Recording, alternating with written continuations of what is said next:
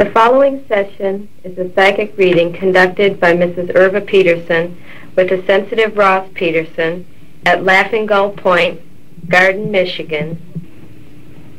Please clear the mind and inform us when the mind is clear.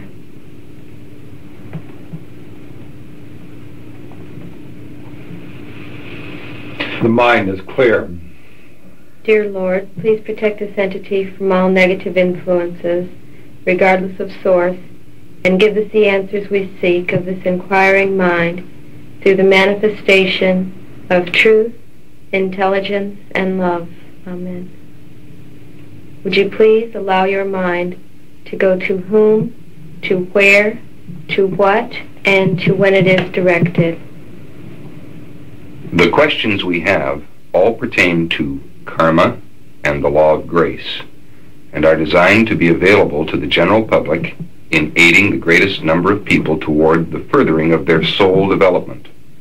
Please adapt your answers to the fulfillment of this objective and phrase your answers to the comprehension level of the layman rather than to the specialist.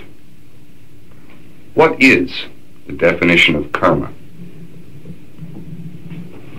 The simplest expression of that of karma, it is the evidence of that of the force of God in action, that would be known as cause and effect, that it is as of retribution, that it is as of compensation, that it is sowing exactly that you reap.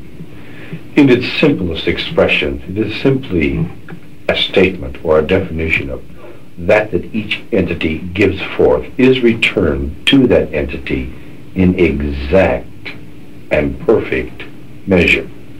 However, there are many misconceptions of that of karma. The first of which is karma is totally of self. Karma is totally of self. It is not that ye owe this one or that one anything. It is not that any entity owes thee this or that.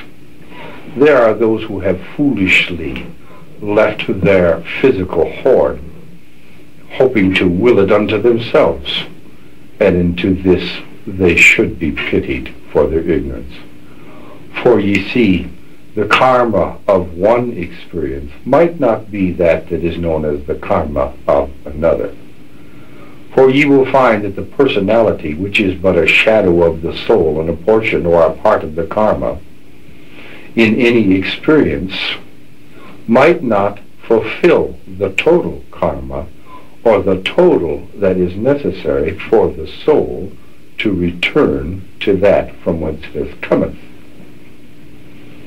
The personality might be this time of one who is outgoing, smiling, gregarious, the wit and humor. However, the soul might pick another point in time to return to answer other needs of that might be karma, or that is soul-lived, and might be considered personality-wise as a dullard, a witless one indeed, one of little compassion or understanding. Yet understand ye that this is the same soul expressing itself differently, so that it may meet all the inequities of self that it has sown in previous existences, beginning with the first entering in. Now, ye must needs understand that a soul would hover over that of the mother, over that of the father, before it would enter in. Now the mother has her own unique karma, or record, which is simply to state that she at that point in time is a summation of all the things that she has been, seen, or done. This is true also in regards to that of the physical father. Now this soul that will inhabit the vehicle that is brought forth, or that of the infant, must by necessity take on some of what might be considered the karma of the mother, the karma of the father. Now this would pertain to that of environment, period or point in that of time, home life, and to a degree the physiognomy of the infant itself. See? Now, there is not a jot nor a title that is wasted. And karma is recorded on the thought level, not so much the deeds, for many of the motives of deeds committed are classic examples of the expression of selfishness. That is held in the mind is that the entity becomes. And that you would fear or that you would hate is that each entity becomes. It is simply the scales of justice swinging from one extreme to another in perfect balance. The other misconception, or that seems to be the nature of the beast, so to speak, or that of man, is that karma is a load to be carried, a weight to be shouldered, a burden to bear. And to a degree, those that would inhabit that of the physical form have those sinful qualities that have yet to be met. But nonetheless, this expression, that of the physical life, offers more opportunities in order for self to meet self than any other dimension that is of God.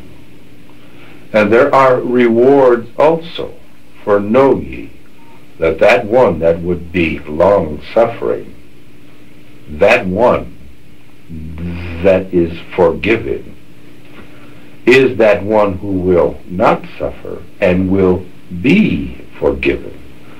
For karma is the perfect balance of the force of God in action. Now, thy God is pure in essence, and is to be defined simply as love. However, for the expression of karma, it would be best to consider the force of God as both a benevolent and a passive force.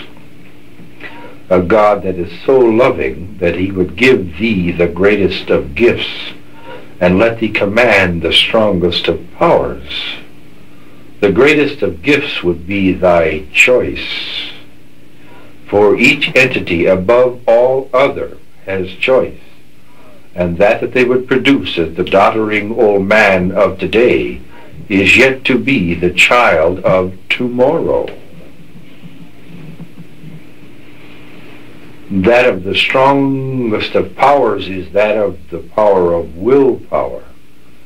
For in essence, literally, there is no stronger power in existence. For each entity, in direct proportion to the amount of faith that it has as a portion of its record, can so set aside karma through the action of will by willing itself to be first and foremost with the Godhead in all harmony. That ye met out to another is that ye met out unto thyself. A simpler explanation of the fashion in which karma works is again to understand that thoughts are real as anything ye might know.